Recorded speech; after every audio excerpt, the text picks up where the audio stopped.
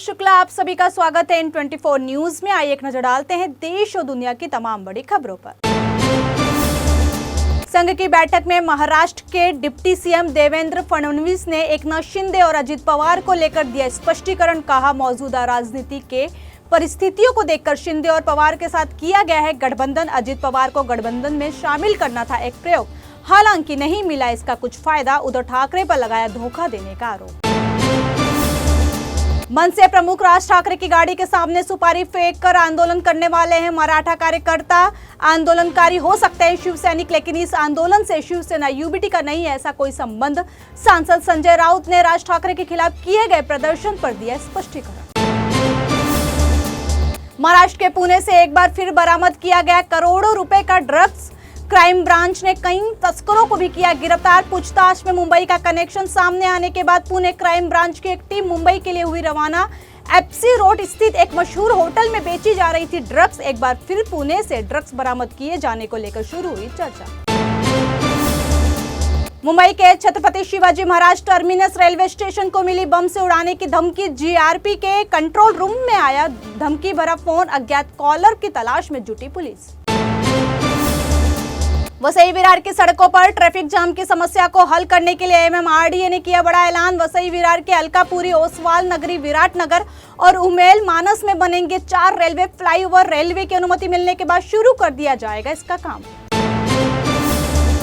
मुंबई में आम आदमी की पहुंच से दूर हुए महाड़ा के घर। दरअसल महाड़ा ने मुंबई मंडल के लिए 2030 घरों के लिए जारी की है लॉटरी, लेकिन इन घरों की कीमत है इतनी ज्यादा कि आम लोगों के लिए खरीदना है असंभव। निम्न आय वर्ग के घरों की कीमत है 86 लाख के आसपास, जबकि 793 वर्ग फीट के घर की कीमत है 1 करोड़ से अधिक। पश्चिम रेलवे ने सफलतापूर्वक किया 20 कोच वाली वंदे भारत ट्रेन का ट्रायल रन। 5 घंटे 21 मिनट में अहमदाबाद से मुंबई पहुंची केसरिया रंग वाली वंदे भारत ट्रेन। 130 किलोमीटर प्रति घंटे की रफ्तार से दौड़ी ट्रेन। केसरिया रंग की ट्रेन में वंदे भारत एक्सप्रेस के मौजूदा संस्करण की तुलना में जोड़े गए हैं 4 अतिरिक्त डिब्बे। जल्द ही मुंबई अहमदाबाद रूट पर दौड़ेगी 20 कोच वाली वंदे भारत ट्रेन। दिल्ली, यूपी और बिहार से मुंबई आने वाले सामान्य यात्रियों के लिए आई बड़ी खुशखबरी। पीक सीजन में सामान्य श्रेणी और स्लीपर श्रेणी के टिकटों की बेतहाशा मांग और यात्रियों की भीड़ को कम करने के लिए 84 मेल एक्सप्रेस ट्रेनों में जनरल कोच बढ़ाने का लिया गया फैसला। मध्य रेलवे ने भी 84 ट्रेनों में करीब 5 सामान्य श्रेणी के कोच रखने का लिया है फैसला। रेल यात्रियों को जल्द मिलने जा रही है बड़ी खुशखबरी। यूपी के आगरा, अलीगढ़, बरेली और झांसी से मुंबई के लिए वंदे भारत स्लीपर ट्रेन चला सकते हैं रेलवे। 130 किलोमीटर प्रति घंटे की रफ्तार से दौड़ेगी ट्रेन। इसमें होंगे 16 कोच, जिसमें थर्ड एसी और एक फर्स्ट एसी कोच भी होगी शामिल। बिहार के मशहूर यूट्यूबर मनीष कश्यप ने ओलंपिक संघ से की मांग। कहा कि पाकिस्तान की जेवलिन थ्रो खिलाड़ी अरशद नदीम का होना चाहिए डोप टेस्ट। कहा, उन्होंने मैदान में खेलते समय कुछ खाया था जो प्रतिबंधित पदार्थ भी हो सकता है। महाराष्ट्र के पुणे जिले में नहीं थम रहा हिट एंड रन का मामला। पिंपरी चिंचवड शहर में नशे में धुत एक व्यक्ति ने एसयूवी कार से मोटरसाइकिल सवार 2 लोगों को मारी टक्कर। दोनों घायलों को अस्पताल में कराया गया भर्ती। फरार ड्राइवर की तलाश जारी।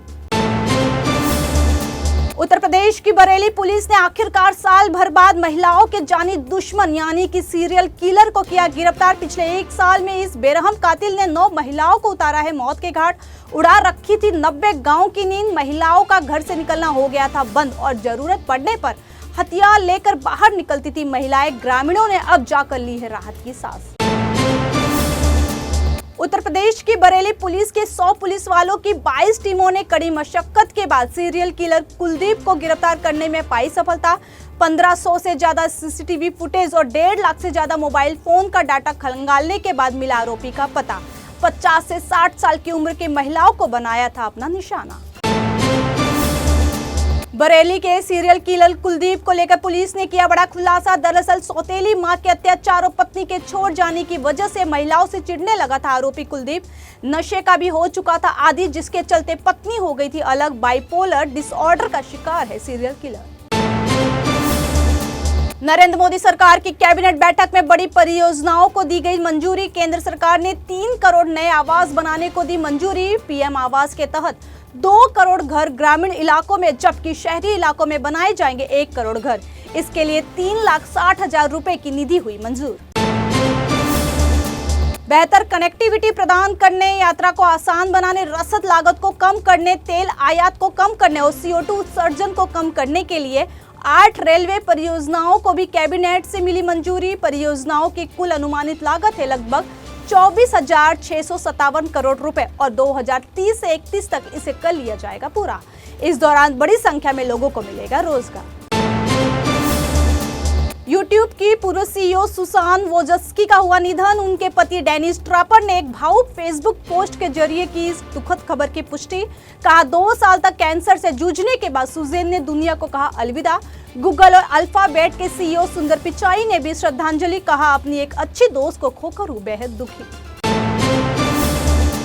केरल के वायनाड में आई प्राकृतिक आपदा का जायजा लेने के लिए पहुंचे प्रधानमंत्री नरेंद्र मोदी। वायनाड में लैंडस्लाइड प्रभावित इलाकों का हवाई सर्वे कर लिया हालात का जायजा। पीड़ितों से भी की मुलाकात। PM मोदी को घटना और राहत बचाव कार्य की भी दी गई विस्तार से जानकारी।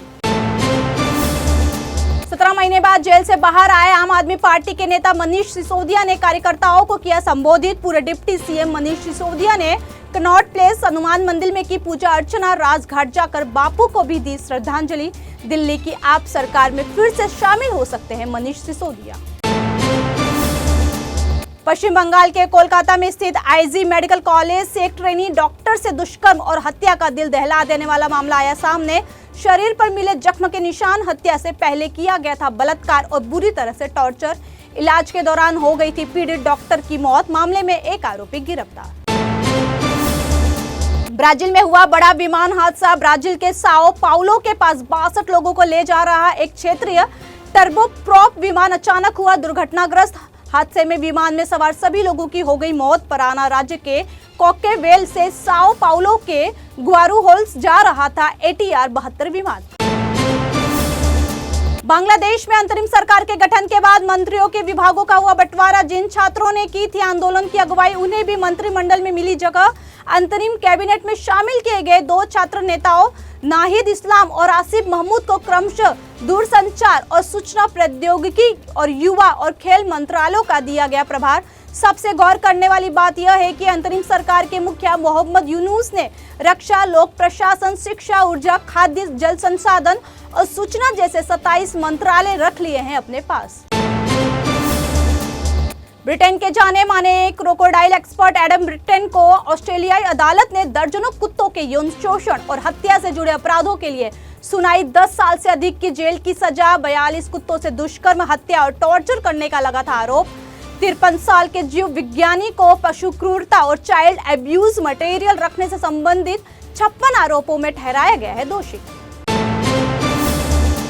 गाजा में जारी है इजराइल की बमबारी और एयर स्ट्राइक। गाजा हमले में 100 से अधिक फिलिस्तीनी नागरिकों की हुई मौत। दरअसल विस्थापितों के लिए आवाज बनाए गए एक स्कूल को निशाना बनाकर इजराइल ने किया हवाई हमला। पहलवान अमन सहरावत के ब्रॉन्ज मेडल जीतने के साथ ही भारत के पेरिस ओलंपिक में हो गए हैं कुल 6 मेडल। भारत ने अभी तक 1 सिल्वर और 5 ब्रॉन्ज मेडल किया है अपने नाम। ब्रॉन्ज मेडल जीतकर भारत लौटी हॉकी टीम का हुआ शानदार स्वागत। नाचते झूमते नजर आए खिलाड़ी। फिलहाल के लिए इतना ही। देश और दुनिया की तमाम बड़ी खबरों के लिए जुड़े रहे N24 न्यूज से। साथ ही N24 न्यूज के social media platform YouTube, Instagram और फेसबुक को लाइक, सब्सक्राइब और शेयर करना न भूलें।